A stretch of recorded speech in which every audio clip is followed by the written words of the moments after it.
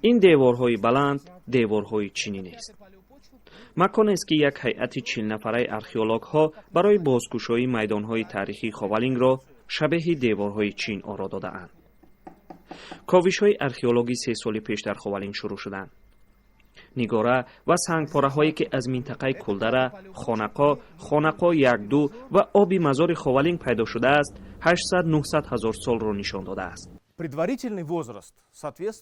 30 سال پیش تخمین میشد که سن این ساختمان 800-900 هزار سال است. حاضر جامعه جهانی که با آموزش قعر این مکان مشغول است، تخمین میکند که مجسمه پیشتر بنیاد شده است، یعنی تخمینا 1 میلیون سال پیش.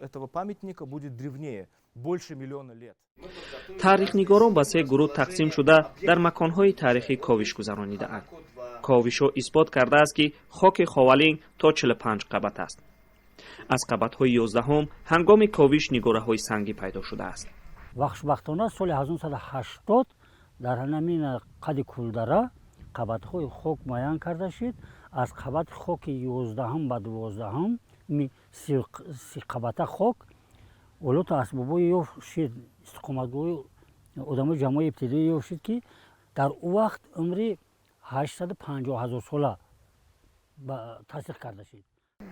بعد پاشخوری اتحاد شوروی این اولین کاوش‌های تاریخی در حدود خوالینگ به حساب می‌رود. در این اکسپدیسیا محققان از روسیه، دانیا، شویتسیا، آلمان، ایران و نروژ اشتراک دارند. آنها تلاش دارند در این کاوش اثبات کنند که آدمان ابتدایی چگونه از افریقا به آسیای مرکزی آمده اند.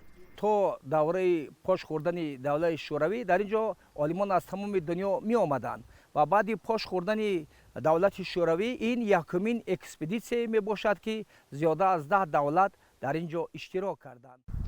این سنگ‌ها را باستانشناسان از منطقه آبی مزار پیدا کرده‌اند. اینچنین ماه ایون سال 2021 باستانشناسان مکان تاریخی لاهوت 4 را بازگشایی نمودند. محققان میگویند در این منطقه بهترین کلکسی‌های آثار سنگی نهفته است که تقریباً 500 هزار سال را در بر میگیرد. تاریخ‌نگاران حالا آن چیزی را پیدا کردند که الکی نشانه میلیون سال بودن خوالینگ را اثبات خواهد کرد. کارهای باستانشناسی در این منطقه روز 12 اکتبر به آخر رسید، اما قرار است سال 2022 کاوش‌ها دوباره شروع شوند. محمود جان رحمتزاده، آزادی، خوالینگ.